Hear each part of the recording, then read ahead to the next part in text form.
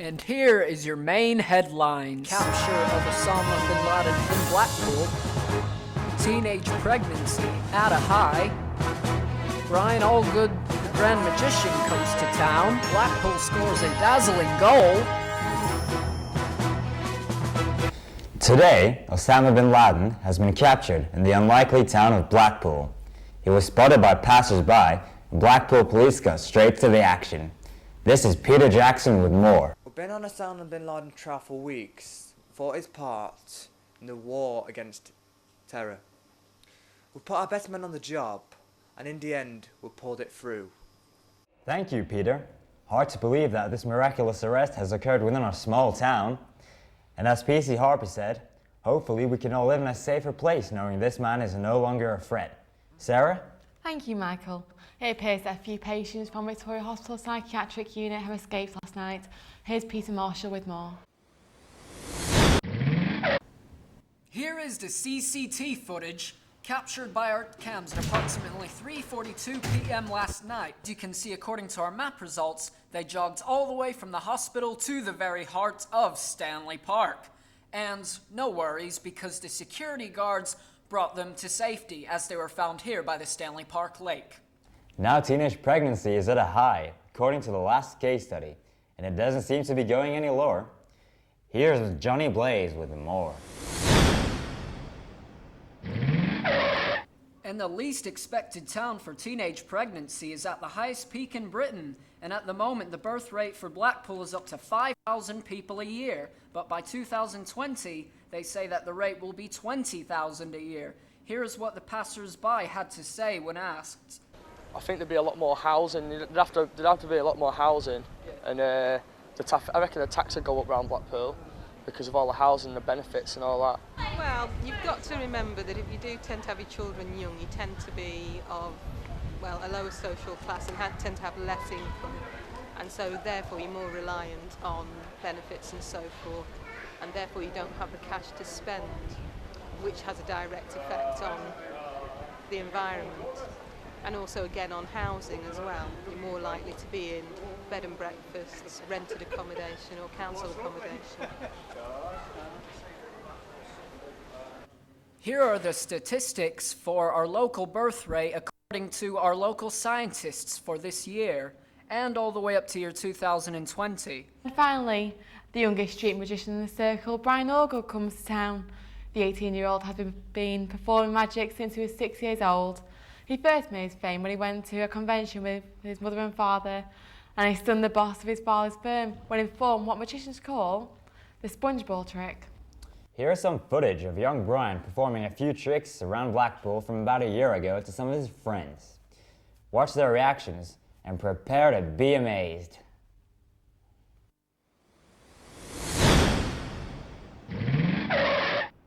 Prepare to be amazed. Watch as the card selected soon appears in the bottle. Put it in the deck, ready? What would you say if I was going to tell you it's going to be vanished? Watch this, ready? Point the camera over towards Claire. Watch this, ready? Look in your drink. Look in your drink. Oh my God! Wasn't that something? And actually, we have the privilege to have him sat right next to us in the studio this evening. Hello, how are you? So when did you first start doing magic? I think I first started doing magic when I was about 6 years old at a kid's birthday party, and I fooled a couple of people, so I became a more student of magic, you know, and I'm only 18 and now I'm in the magic circle, so it's quite a privilege, really. I'd never actually thought that I would achieve that much in that space of time. What's the best trick you've ever done? I'd have to say the best trick that I've ever done was when I was about 12. I was visiting some friends in Ireland, and I said, watch this. So I picked up this, it's a bit gross, I know. I picked up this blade and I actually disconnected my head and had the eyes moving about and everything. It was amazing, and I just put it back into place again, and I was fine. And they're like, whoa, how'd you do that? And I'm like, I have no idea, you know, it's just a skill as such, you know. Wow. How does it feel to entertain? Well, I think it's great to entertain. I mean, I like to entertain pretty much wherever I am, but in particularly, I'd have to say Blackpool is a great place for it because you know, it's got all of its rides like the Pleasure Beach, and because it's like a place for entertainment, really. And it makes a change from performing on the stage. I can be out in the street and just be myself, really. Where do you plan to entertain next?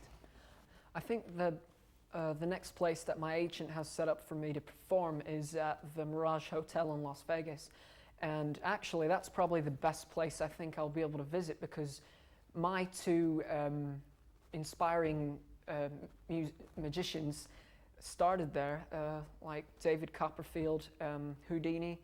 So yeah, it's going to be quite fun. I'm going to spend a few weeks there, I think, in June. So So who are your biggest influences? I'd have to say that my biggest influences were Michael Amar and the newest one, David Blaine, really, because I think I liked what he did in the box. I liked what he did when he froze himself in the ice, and I think he's natural at what he does. So, Brian, can you show us a trick? Yeah, I'm sure I could. I've got some cards here, and these cards are extra special because I don't use these to perform on just anybody. In fact, I hardly take them out the house. These are Tiger bicycle cards, and magicians like them because the smooth finish makes them easier to handle. So I'm going to show you, put that card in there and hold and put your other end on top, and it's on top and keeping it close so no one can see. So just keep it like that. Okay. Okay. Now here's the most important. Before you say, you must know what card you have in your hand. So what card was it that I gave you? Without looking, you have to remember. Two of diamonds? Two of diamonds, right, okay. So here's what I'm going to do. I'm going to show you another card. Now watch this. Here we go. See? So you see the two of diamonds? If I do this, I do. If I do this just right, see how the four clubs just jumped up? Wow. Now, if you open your hands and look at the card, Oh my God.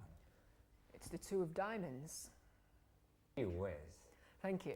That's just like one out of the many I do, but I just, yeah, That was amazing. thank you. So, are you just going to do the tricks around Blackpool? No, actually. Well, I think I'm going to do tricks here and there and everywhere in Blackpool for the local, really, just to like put a smile on people's faces, you know, a few more, and you know, I think it would be a great highlight for the town, possibly attract many more tourists or that sort of thing. So. Well, Brian, it's been more than a pleasure having you in our studio. Thank you very much. If you want to see Brian, he'll be around Blackpool for the next month. And now for sport. Blackpool FC stays in the first division after a miraculous last-minute goal.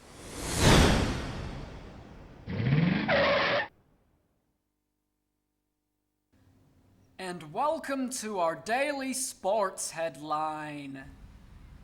Here is the exterior of the Blackpool's football stadium where the very miracle itself took place as the miraculous player scored this absolutely astounding goal.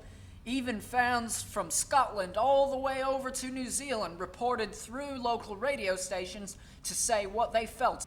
Here is Blackpool's most popular player, Mr. John Williams, scoring the goal of the year. His records are at their peak over any player in Britain according to the national football charts.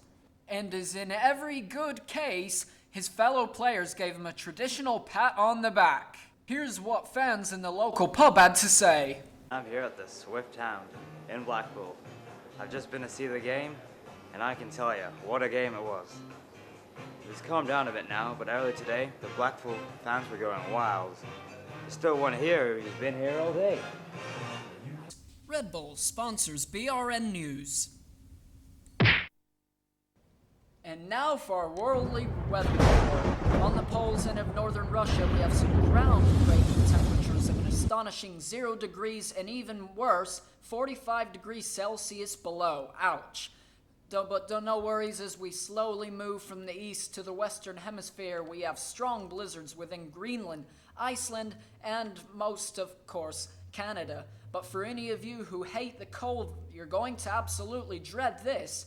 As we slowly zoom down to North America and we look at a cold front covering the North England region as well as the Rocky Mountains and the states of Minnesota and Iowa, But don't worry, as we're going to have a clearing within the next 48 hours, apart from the occasional flurry along the western states of Utah, Nevada, Arizona, and Canada. We will also be seeing some sunshine within the next 72 hours. But as we slowly move along down to South America, we have a flurry across the Andes. But for anyone in the right-hand region of Patagonia in the Valdez Peninsula, you're in luck. As we slowly pen across the Puerto Merdin and Argentina, all the way to Cordoba, we have a nice sunny highs of 30 and a low of 25. Thank you, and that's the weather report. On the latest news. You can visit Sky News Interactive, or you can visit our website at www.brnnews.co.uk.